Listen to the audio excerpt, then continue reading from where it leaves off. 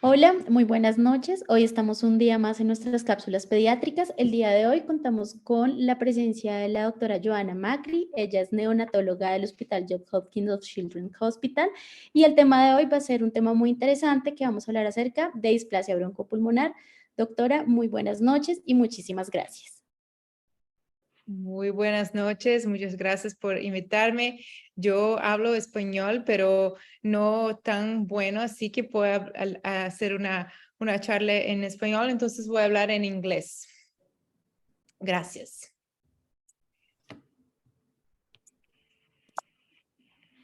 Ahí puede seguir. Yes, so the learning objectives of this lecture are for you to recognize the prevalence of the disease in the pediatric population as the most common sequela of extreme prematurity. So certainly in your practice, when you have patients that are discharged from the neonatal intensive care unit, you will see this disease in your practice. I would like to help you to recognize some of the challenges with the diagnosis and understand the multifactorial pathophysiology of the disease and its consequences to clinical manifestations. And then to touch a little bit on the current strategies for prevention of the disease and then for the therapy. So let's begin with stating that this is the most common and severe sequela of preterm birth. It affects about half or more of the extremely premature babies who are the ones who were born less than 28 weeks, and it carries significant short and long-term morbidity. So for the patients who survive the neonatal intensive care unit admission and they have bronchopulmonary dysplasia, you will see patients with chronic respiratory impairment, like increased susceptibility to respiratory infections. You see a chronic low functional residual capacity and obstructive pattern on pulmonary function tests that persist throughout their childhood and sometimes even persisting through adolescence and adulthood. You may see also cardiovascular impairment with development of pulmonary hypertension, some degree of growth failure, neurodevelopmental delay, several rehospitalizations, especially within the first 2 years of life, and increased mortality. So who are the patients at the current time that have this disease? So this is some data that was published at the JAMA in 2022 in January. And this is the most current data for the extreme premature births that we have in the United States. And this is all by gestational age. About 10,000 infants born at 22 to 28 weeks between the years of 2013 to 2018. So this includes academic centers in the United States that participated all the big trials and research that happened in this population. So as you can see here, this is a table showing by gestational age. So you have here from 22 all the way up to 28.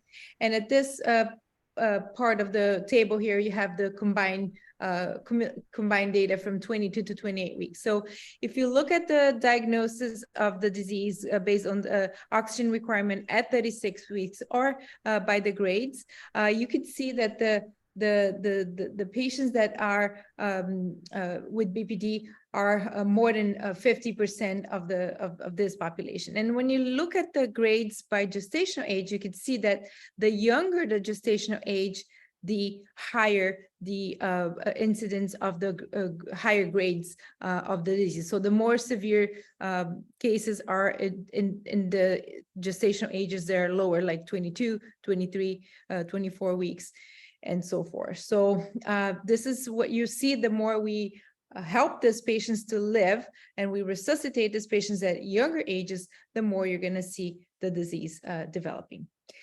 So what is the natural history for this condition? In the neonatal period, you see patients that are dependent on the ventilator, patients that are dependent on oxygen. Some of them, about 30%, will develop associated pulmonary hypertension. And if they survive to discharge, they may go home on some oxygen. Some of them, the most severe cases, may need a tracheostomy and ventilator dependency that persists throughout the infancy. And they will eventually, even though if they're not discharged on any kind of respiratory support, they may be discharged on some diuretics, and then they have recurrent respiratory morbidity, they catch a cold, and they have to be readmitted to the hospital. If they survive infancy, they go into childhood, some symptoms of asthma, exercise intolerance, and then in adults, the disease is reported as also some degree of symptoms of asthma, and then exercise intolerance. So if they do pulmonary function tests, we have several studies that have followed these patients through adulthood. You could see that there is a difference between the capacity, the lung capacity for patients with and without BPD. So this picture here, it's a publication that is a couple of years old, but it shows the CT scan of patients observed longitudinally. So this is at 6 months of age. You can see significant cystic lung disease there with lots of areas of hyperinflation. Following the same patient at 14 months, you can see that there is some improvement, but still you see fibrosis and some areas of cysts.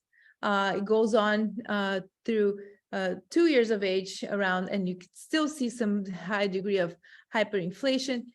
And the bottom picture is at 8 years of age. So the disease continues to exist and continues to have its appearance of cysts and atelectasis. However, there's a significant degree of recovery and lung growth. So it is a disease that does get better with age. And there's a lot that can be done. And now we're going to explore a little bit of the strategies that we could do to help these babies to overcome this disease. So how do we diagnose this disease? If this was a live lecture, I'll be asking you if you know how to do the diagnosis, but I'll walk you through the history of what we have had in the past and how we diagnose the disease today. So this disease was first described in 1967, and it was described by Dr. Norway at the publication where he showed some clinical, radiological, and pathological diagnosis. He had specimens for patients who have not survived the disease. And at that point in time, the mean gestational age of the survivors was about 34 weeks. So patients were born a lot more mature, and still they had significant lung disease. In 1979, Dr. Broncopulmonar proposed that patients that were born premature who needed oxygen by 28 days of life had higher chances of having long-term lung disease. And that's how it started, a diagnosis based on the oxygen or the respiratory support at a certain time point. In 1980, Lancet published the first experience with surfactant, and that has revolutionized our field, allowing patients to survive a lot at a lot younger age. So in the 90s, the surfactant altered the survival of patients that had prematurity, and then that led us into a more contemporary disease with the different characteristics. So in 1988, it was determined that oxygen supplementation no longer at 28 days, but at 36 weeks was a stronger predictor for persistent pulmonary disease in the first 2 years of life. And that was adopted as the diagnostic criteria. So if you are on oxygen by 36 weeks post-menstrual age, you have bronchopulmonary dysplasia. In 1999, Dr. Job and Dr. Broncopulmonar published the new BPD, which is a different disease after surfactant introduction, after the use of antenatal steroids. And they show different pathological appearance, like different even microscopic appearance of patients that were no longer with that high degree of fibrosis that was seen in the 60s.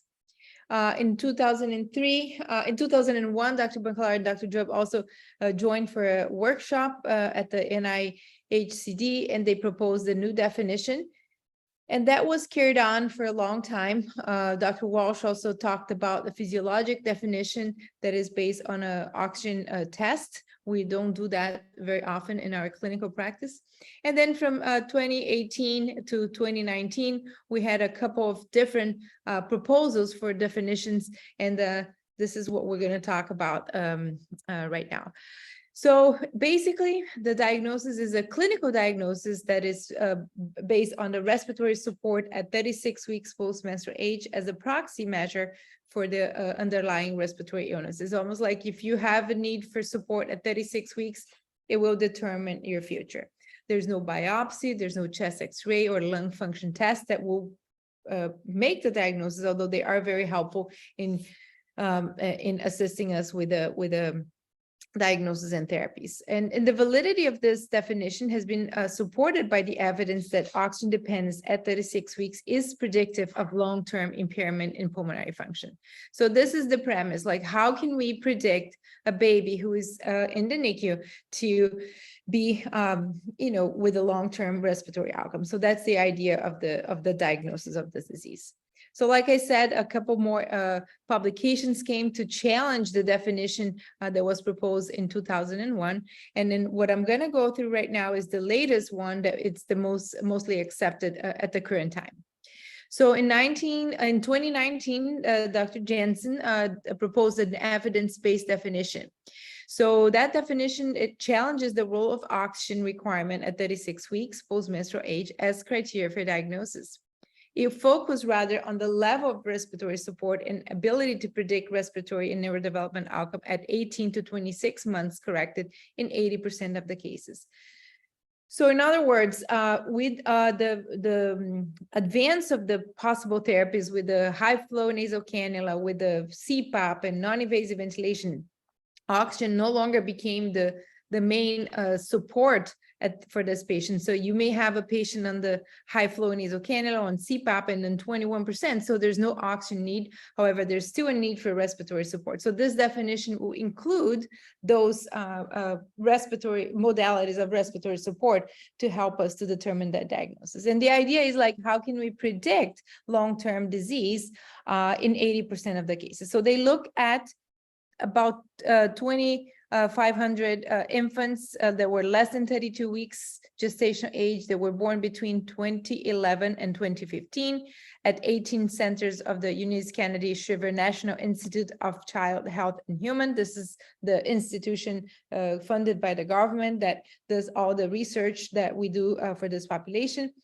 And they look at a total of 883 patients which were 26% who died or developed serious respiratory morbidity. So this is the cohort that they're looking at to predict, to make those predictions. So out of the 2,677 infants that were born premature, 26% had this outcome. So we're going to look into what happened to them.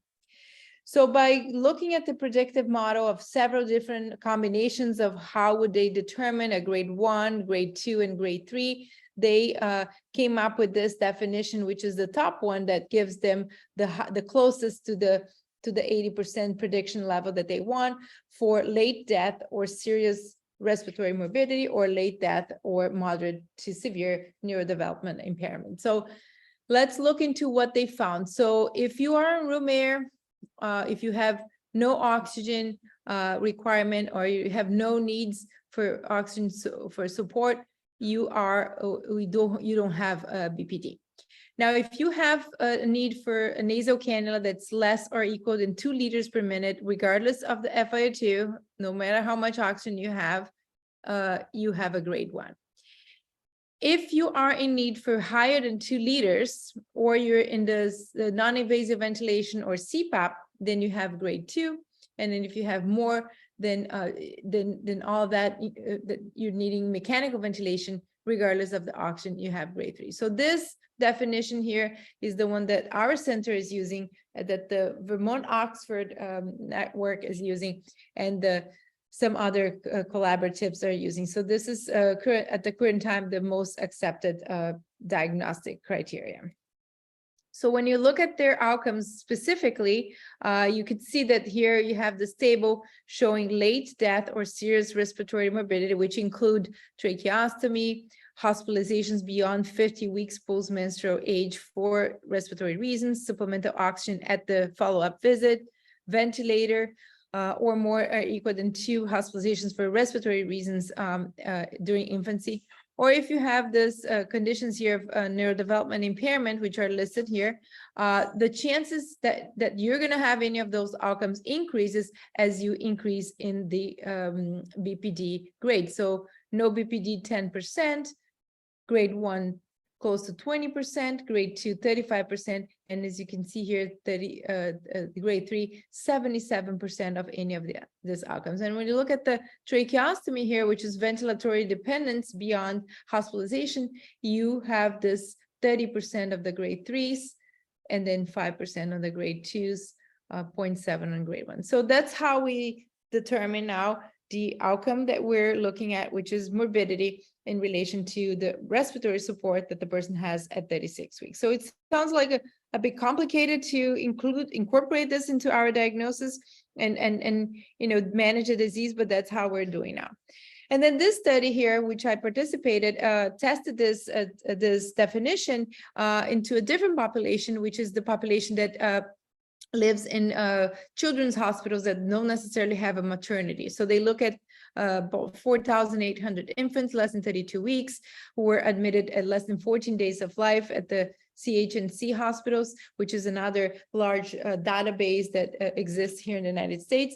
And they saw that the grade 3 BPD by the Jensen classification system have the highest risk of mortality and poor short-term outcomes. So we validated that definition for the grade 3, and then to say that the majority of infants who are on respiratory support at 36 weeks require less than 2 liters, so they're the grade 1s, and patients with grade 2 have the low rates of death. So when you look at the data, it's not that bad. So the majority of patients will have a low degree of the disease, but still, when they have the grade 3, they're at the highest chances of morbidity and mortality. And grade 2 or 3 BPD, up to 20% have extended length of stay, respiratory medication use, and gastrostomy tube placement, and they need a close follow-up within the hospital and then in the outpatient setting. So just keep that in mind as you start seeing patients with respiratory problems in your clinic and they have a history of prematurity. So let's go a little bit on the pathophysiology so you understand where the disease comes from and why identifying the predominant phenotypes is so important. So this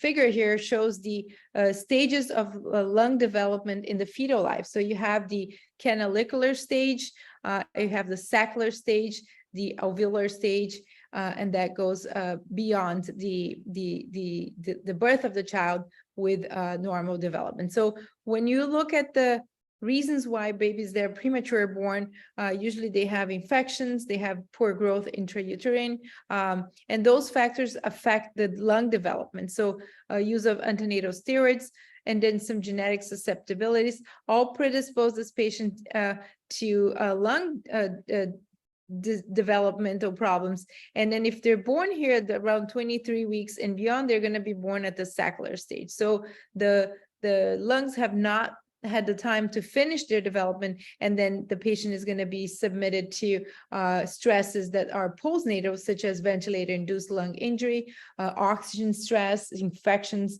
fluid overload, and steroids, and all of those factors will affect further the development. So the new bronchopulmonary dysplasia occurs right here when the patients are the youngest, and then the cases of the descriptions of the old pulmonary bronchopulmonary dysplasia are occurring here at the older ages. We don't see this very much anymore. What we're seeing is a lot of the severe cases coming from here, and that in the pathological specimen, it could be more similar to the old BPD description.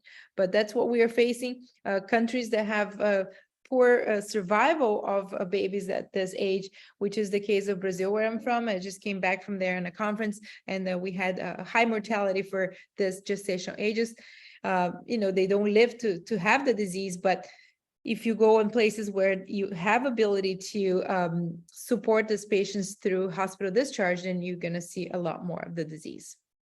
And here's just the embryology of a mouse model where you can see the pseudoglandular stage here, the canalicular stage, the saccular stage, that is this right here where the babies are born, and then the ovular. So the difference between the saccular and the ovular is that you could see this the saccular is like a lot of large spaces here, like large saccules, and then in the ovular stage you have a lot more septation. So the septum, the septation will increase the surface for gas exchange, and that's why it's just a lot more complex structure that provides a lot more ability for gas exchange. So babies are preemies, they're born at the saccular stage, and they suffer all the damage on the lung, and that leads to the disease. So here's a picture of the normal lung on the left, and you see all this very detailed and lots of septation. And here a patient with BPD with a very much simplified alveolar spaces that don't have so many septum and just you know, a lot more simplified structure.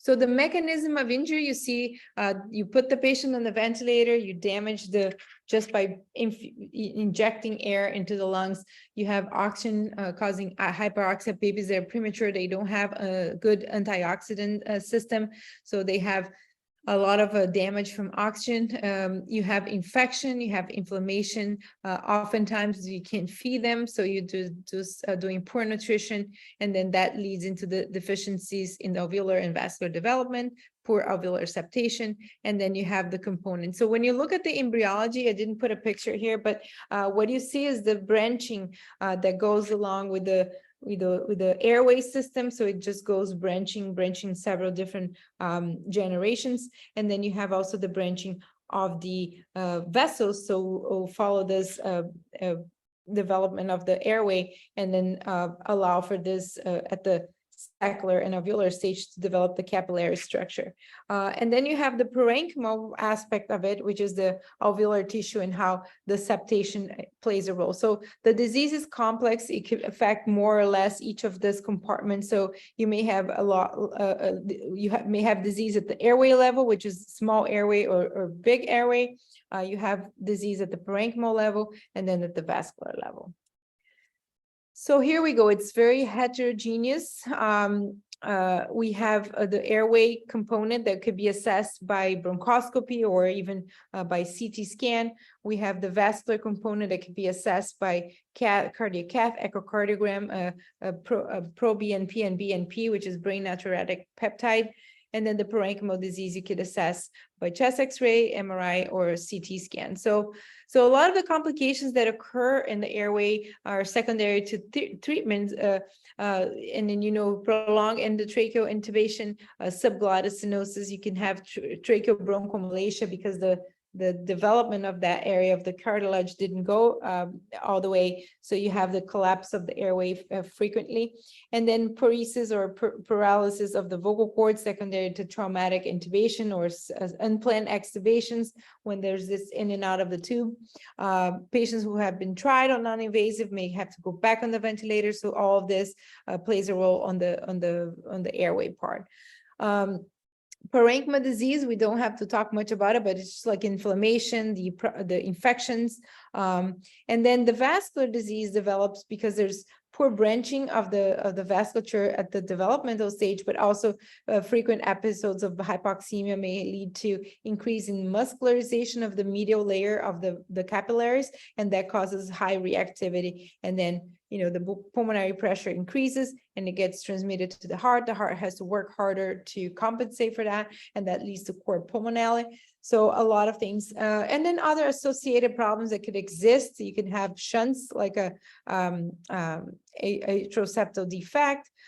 We have pulmonary vein stenosis, and then pulmonary hypertension that can be associated. And then we cannot forget about, you know, other odd diseases and genetic diseases that may happen still on the baby that was born premature, and we have to consider those when things are not going as the normal course.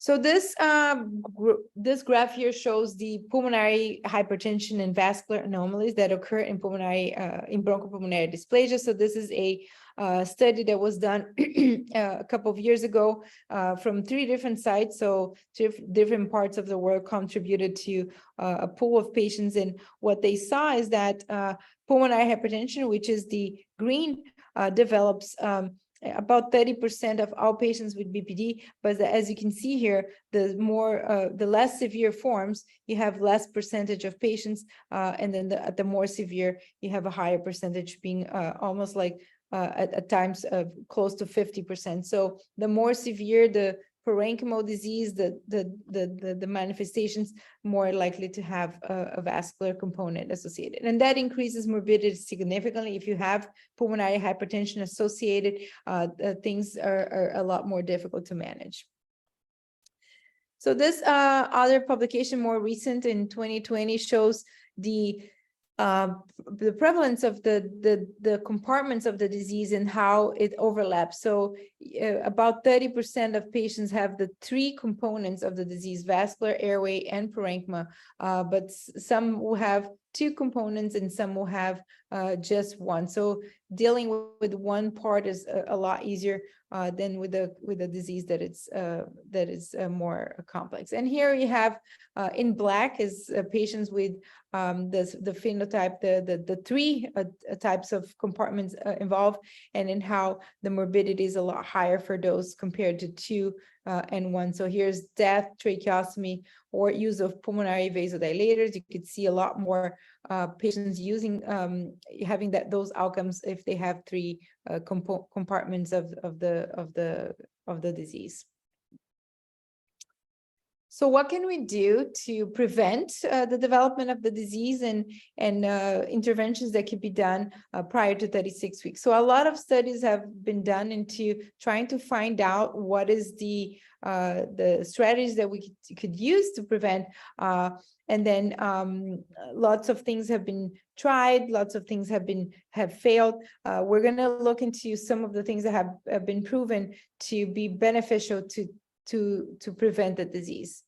So I'm going to focus on prevention of prolonged mechanical ventilation. I think this is something that it's part of my daily work, that I work really hard to get the patients extubated and placed on non-invasive ventilation. So this 2 graphs here show difference in delivery room intubation, explaining different rates in bronchopulmonary dysplasia between hospitals. So that's a publication from Italy. The circles represent the neonatal intensive care units and their practices. So what you see here is that the places that have higher intubation in the delivery room are the places that have more BPD. So there's a correlation that goes pretty well. So that means you initiate the life of the patient by putting them on the ventilator, just intubating them. It will be higher that the higher chances they're going to remain intubated for a few more days. So here you have, again, intubation in the delivery room with mechanical ventilation more than 24 hours. There's also a correlation there. So you put the patient on the ventilator, chances are they're not going to come off the ventilator in a couple of days, and the more days they stay on it, the more chances that they have lung injury associated with, the mechanical ventilation, infection, and then oxidative stress from oxygen. So this is one of the reasons why we move from the practice of intubating most of the kids on the delivery room to try some non-invasive ventilation strategies like CPAP or non-invasive and IPPV, and then see what you get. Moving on, another issue that we try to avoid is too much fluid. So there is this study that's a retrospective study, so it's not the highest level of evidence, but it does show an association between fluid intake and weight loss during the first 10 days of life and the risk of bronchopulmonary dysplasia. So this look at the large number of patients, more than 1,000 with birth weight less than 1,000, and then they concluded that higher fluid intake and less weight loss during the first 10 days, during the first 10 days of life, were associated with increased risk of BPD. So that's a retrospective study, but that's something we pay attention a lot when we are caring for these babies in the initial phases. And then a big controversy here for PDA. We know that PDA is a topic that, has a lot of feelings about treating, not treating, and the evidence never guided us properly into what to do. But this study was the PDA Tolerate trial, which is a trial that is enrolled a large number of patients in neonatology. This is a secondary analysis of that trial. And you see here, it's the plot of BPD incidence and then the length of exposure to moderate or large PDA. And what they see is that patients who are intubated for more than 10 days and are exposed to a larger number of days with a moderate to large PDA, they have higher incidence of PPD grade 2 and 3. So this white here is grade 1, and then the black grade 2 and grade 3. So patients that are on the ventilator and they're having a moderate to large PDA, I think if we don't have the proof that if they are treated, that they are going to have a better outcome, but it does increase the chances that they will have the disease if they are, exposed to these two variables. And then some other pharmacological therapies that have been tried, like vitamin A has been proven to work to prevent PPD. It's an injection that it's given 3 times a week for less than 1,000 grammars. The problem is that it got into a shortage in the United States, and the use was considered to be very expensive, and a lot of the hospitals abandoned the therapy. And now I don't see too many places using it, although it did show some improvement, some significant difference between patients that were treated and not in regards to the outcome of BPD. Caffeine was a trial that was, they used the caffeine to test the hypothesis that if it would decrease the chances of reintubation, and it did work for that. However, the secondary outcome was found that patients on caffeine had lower rates of BPD. And then since then, a lot of centers have started using caffeine, not just to extubate, but to give on patients on the ventilator. So I think our center, we're using it, but the studies are based on this secondary outcome from the CAPS trial. Early dexamethasone for less than 8 days of life, it's very potent. It does decrease the disease. However, it has significant neurodevelopmental side effects with worse outcomes for patients who were treated that early. So now we use more than 7 days at least. It does get the patients out of the ventilator. It does improve the BPD occurrence, but we shouldn't use for everybody. We have to be very careful to when to recommend. And then inhaled corticosteroids, that there was a increased mortality in the group that received the therapy, so we don't normally recommend to prevent, right? Like we can use that for treatment, but not for prevention.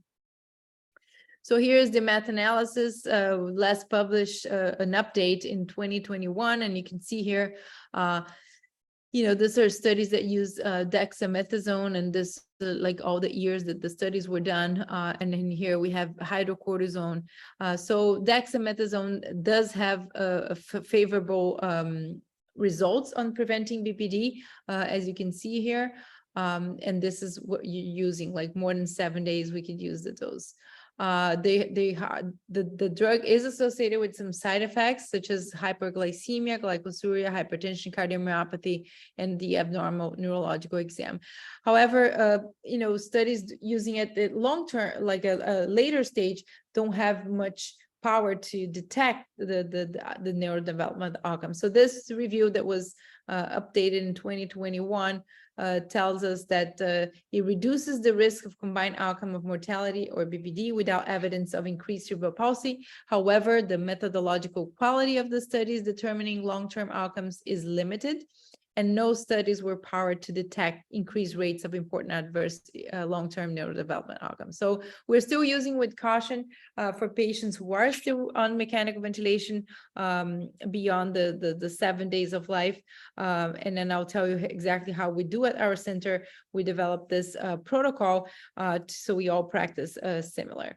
So what we have here is that this graph was published in 2014. And as you can imagine, if a patient has BPD and it's dependent on ventilation, or whether that's non-invasive or mechanical ventilation closer to term age, it does prevent the patient to develop appropriately, to do their, their therapies, and they can't breathe, so they cannot develop. So the lack of adequate respiratory support puts them into always like a status of, they're running a marathon and they just can't breathe. So the brain development gets compromised. So when we look at this graph here, we see that the effect of death or BPD in the plotting against the rate of BPD in the control groups for all the trials that utilize dexamethasone, you could see that there is a point in time here that utilizing the medication doesn't bring much higher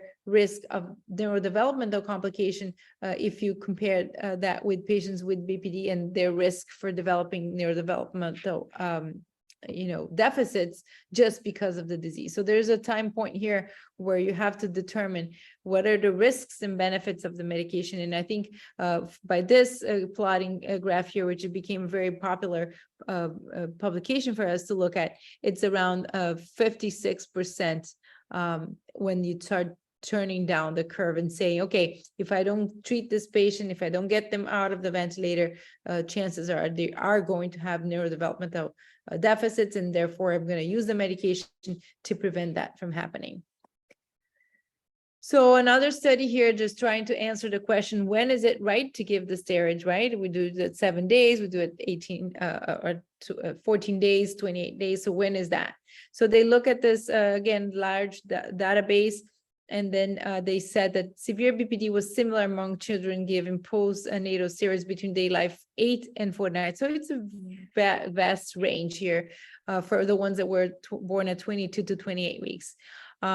And then the severe BPD was higher among treated patients after 50 days. So really, you should give it not too late and not over 50 days of life. But certainly, what is the right timing, we're still yet to define. So what we do in our unit is that, I'm going to skip this one here. We utilize the BPD calculator. This is available online. You can take a look here at this website. It was developed by the group that does a lot of the statistical research in this patient population with the large trials. And then you plot the information here that includes the gestational age, whether they're male, female, antenatal steroids. And here you have the addition. So this is an updated version of the first one, and that's out in 2022, and then includes necrotizing enterocolitis. So showing how detrimental is this disease into chronic inflammation and how it affects the lungs. So for us, if you have greater than 60% of grade 2 combined with grade 3 and death, we recommend the use of steroids. So we do that calculation at about between 14 and 28 days for the patients who are still mechanically ventilated. So the goals of therapy are extubation, and then the timing extubation at day 3 to 7 of the DART protocol, which is the one that I had in the previous slide. This is the protocol that we use, and that's the total cumulative dose for the 10 days, and this is the regimen that we use. Now, this study here that you see, it was a systematic review and network meta-analysis, which evaluated not only direct comparisons, but comparisons that were indirect when looking at several different possibilities of regimens of steroids and then compared to placebo. And what they found here in this study, which is a very complex study to read, is that if you treat them with a moderate early, which is 18 to 14 days, with a bit higher dose and a shorter course, those are the best results for BPD or mortality. So we haven't adopted this. I don't think this study was, convincing enough that we change our practice, but this is what we still use based on the calculator. So those were all the things that we could do to avoid that at 36 weeks, the patient is on the respiratory support that defines his condition. Now we're going to talk about the ones who already got there and they are dependent on some kind of a respiratory support, and what can we do for them when they get to that point. So here we have, I'm just going to put an example of a patient I treated recently. This is his x-ray at 28 days. You can see a lot of pulmonary edema. You cannot even see the heart borders. There's so much edema that he has. And this patient had been born at 25 weeks, 640 grams, and he was on the jet ventilator for a month, had gone through the high frequency oscillator, and had this moderate to large PDA that we tried everything to treat early on, and he didn't respond. And then at the 29 days, we treated him with the Piccolo, which is this little device here that closes the PDA with a transcatheter approach in the cath lab. You can see the immediate improvement in the pulmonary edema. We have a little bit of atelectasis here. So this patient improved, but not enough. So at 35 days old, he received his first steroid course. He was 30 weeks corrected at that point, and he did not get extubated. He did not tolerate until a month later when we repeated the same DART course, and then he was able to come off the ventilator. So at 4 months of age, 45 weeks, he was still dependent on CPAP via RAM cannula with 45% FiO2 requirement. And this is what we see in his chest x-ray. And then now what do we do now for this patient who is a grade 2 BPD, because he is stuck on some respiratory support at this corrected age. So again, let's determine, in the beginning, our goals of therapy was to give respiratory support and then get the patients to thrive and get off the ventilator. Here we have a different type of goals of therapy. We want this patient to continue to grow. We want this patient to improve respiratory status and get off all the support, and we want this patient to develop. So he's already corrected age of term, and there we are dependent on some respiratory support. So what can we do? So strategies are for good oxygenation, good ventilation, and good nutrition. Our barriers or challenges are, recurrent infections. Sometimes they have a urinary tract infection and they get really sick. Sometimes they have inflammation. Sometimes they have chronic aspiration because they're not able to feed by mouth, or they have reflux. They have gone through multiple courses of steroids to get off the ventilator or to improve FiO2. There's a lot of oxygen requirement, and then frequent painful procedures. So those are the challenges that impede the patients to grow, develop, and have respiratory progress. So options for therapy, we have more corticosteroids, which are the worst enemy, but our best friends. Diuretics, bronchodilators, closure of shunts, anti-reflux therapy, and then tracheostomy for chronic ventilation support. And then if the patient is, the family, doesn't want to invest and then thinks that the patient is not in a good shape and wants to let go, the palliative care route is also a possibility.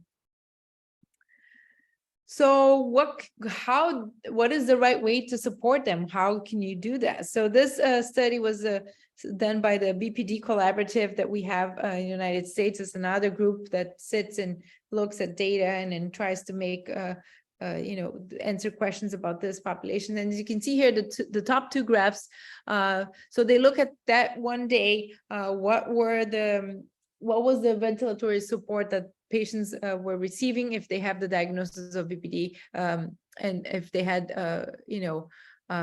grade 2 or 3. So what they see is like a huge variability. So some centers use more SIMV, some centers use assist control, NAVA, volume guarantee or volume control. So nothing consistent to say. Every center that has a large BPD program, which are the ones that participate in this collaborative, they didn't have consistency of the invasive ventilation. And same thing for the non-invasive. Here you see some high flow nasal cannula, some low flow, some CPAP, and at the day of the study is just a snapshot of what was happening that day. This is what they found. So what we know that works, regardless of the mode that you use or the type of non-invasive that you use, that you want optimal gas exchange, and you can achieve that with any of those modes. Limit the work of breathing, so you don't want this patient losing all their energy to breathe, but you want them to grow. And then you want to avoid recurrent hypoxemic spells, because that leads into pulmonary hypertension, and that's a comorbidity that you don't want to develop. So growth and activity are what we're looking at. We want them to grow, and what can we do to support them better? So I encourage you to all, if you have interest in chronic respiratory failure and BPD, you could read this review. It's very good. And it addresses the fact that in the early phases of the disease of a premature lung, you want to use very short inspiratory times and very low tidal volumes because you don't want to cause damage. So this strategy of a high rate, low tidal volume, low pressures, it doesn't work any longer for the patients with BPD because the disease is very heterogeneous. If you could think about the lung structure, the airway structure, how collapsible it is, and how it collapses with inspiration and expiration. So it makes the time constant of these patients to be a lot longer. So what's the time constant is resistant times compliance. So if you have airway that collapses, you have high resistance to the entrance of the flow and also to the exit. So you have problems inflating and then deflating. So you create areas of air trapping and then you cannot inflate well the areas that don't have the same resistance compliance distribution.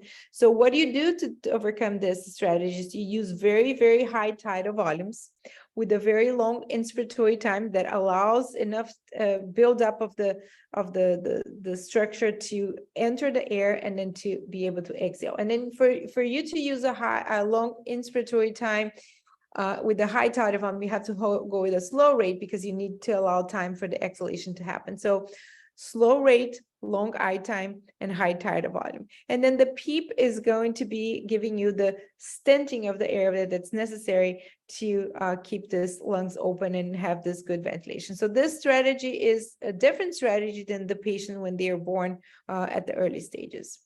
So here are the numbers that we normally do. It's sometimes very high PIPs, and it is something to keep in mind that you have to be courageous, and those are the inspiratory times that we use. So just for the patient comfort, you have to have a baby breathing comfortably. That's the idea. So you adjust the numbers based on the needs are. You manage a lot of their secretions with clearance and chest physical therapy, mobilization, and then avoid at the high level hypoxemic spells. But if they do, sometimes they do hypoxemic spells when they try to have a bowel movement, when they sometimes get agitated. So you have to adjust settings sometimes temporarily until they get better. And then the saturation targets, there's no studies to determine that, although there are studies at the early phase. For when they get older, we don't know exactly what to use, but this is what we use once they have pulmonary hypertension. So that's usually the numbers that we pick. And nobody knows actually what's safe PCO2 to keep. There are no studies to guide us on that. And but we know that adequate ventilation, adequate oxygenation will lead to more of a growth. And then growing of the lungs is what is going to improve the disease ultimately. So, since growth is what we want, so how can we achieve that growth? So we know that the patients that are high at risk for BPD are the ones who are growth restricted. So they already start at the poor nutrition status. We have to use a lot of fluid restriction, diuretics, and steroids, which all impact the adequate nutrition and growth. But we have to focus our attention on adequate protein and energy intake, which can be up to 25% higher than a patient without the BPD. So the normal caloric intake that we have for, a feeder grower preemie is about 120. Here we're talking about 140, 150 kilocalories per kg per day. And then fats provide the highest concentrated energy and have a lower respiratory quotient, so does lower production of CO2. So we want to use the highest amount of calorie coming from fat. So you could use enteral supplementation with a medium chain fatty acids, or we could add that to the TPN. And then adequate respiratory support and nutrition supports lung growth. And then we know that their nutrition status at 2 years of age is a strong positive predictor of pulmonary outcomes in childhood. There's a lot of input from dietitians when it comes to the micronutrients. Sometimes babies are deficient in salt, so we have to supplement with sodium chloride.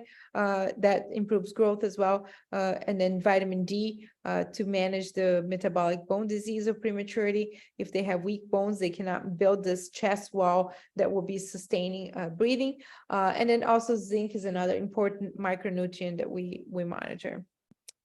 This is another publication that was very helpful to guide the calories and the fluid and the protein throughout the phases. So we deal with patients when they're in their acute phase, so respiratory failure, acute respiratory failure on top of chronic respiratory failure, and those are circumstances associated with infections and decompensations. Then we have a transitional phase when they're getting out of that acute phase, and then the pro-growth is where you want to get, where you have less demand and you have a comfortable breathing patient. So additional investigations, we also look into what's the component of an airway disease and how can that be adjusted. So, looking at the airway is important. Parenchymal disease, sometimes, odd diagnoses that need to be looked at. And then vascular disease, there's a need for us to investigate if they have pulmonary hypertension. And we use the echoes once a month after they turn 36 weeks post-menstrual age and they're still on respiratory support. So, last few comments here for infection prophylaxis. We have the introduction of a new drug on the market this year that has been approved by the FDA for use for prophylaxis of RSV. This is a very common post-discharge infection that makes these babies come back. So you recommending RSV prophylaxis is very important. Each country has their own rules. This is what's outlined here is what we use in the United States to send patients for once a month prophylaxis based on their gestational age and BPD status. But I know different countries may be more flexible or more strict about the qualifications. So to finalize, I wanted just to leave the key points that the BPD remains the most common complication of very preterm birth. Less invasive care strategies in NICU, like avoiding excessive oxygen and ventilation, decreasing postnatal infection, and optimizing nutrition may decrease the incidence and severity of BPD. But once you have disease that's established, we have very, very minimal clinical trials that have tested, efficacious therapies to guide us. So I think this scenario will change. I think the research is coming to this age population. A lot of focus again that had been spent on the early phases. Now we have to study what's going to be the best therapy strategies for the later phases and when to transition, right, from the chronic, from the acute ventilation needs to the chronic ventilation needs. So we know that also low dose late steroids have a potential for prevention of the disease, and then adequate support for established diseases, where to go, where you're going to support this patient to grow and then develop the lungs further. I think that's all I had. Thank you so much for listening. I don't know if we're going to have options for questions, but I'm available. No, doctora, muchísimas gracias por su excelente revisión. Esperamos tenerlo en una próxima ocasión. Y pues para nuestros seguidores de medicina, pues esperamos que nos acompañe en nuestro próximo módulo que empieza en noviembre sobre puericultura. Y pues muchas gracias a todos y feliz noche. Que estén muy bien. Muchas gracias. Hasta luego. Chao, doctora. Chao.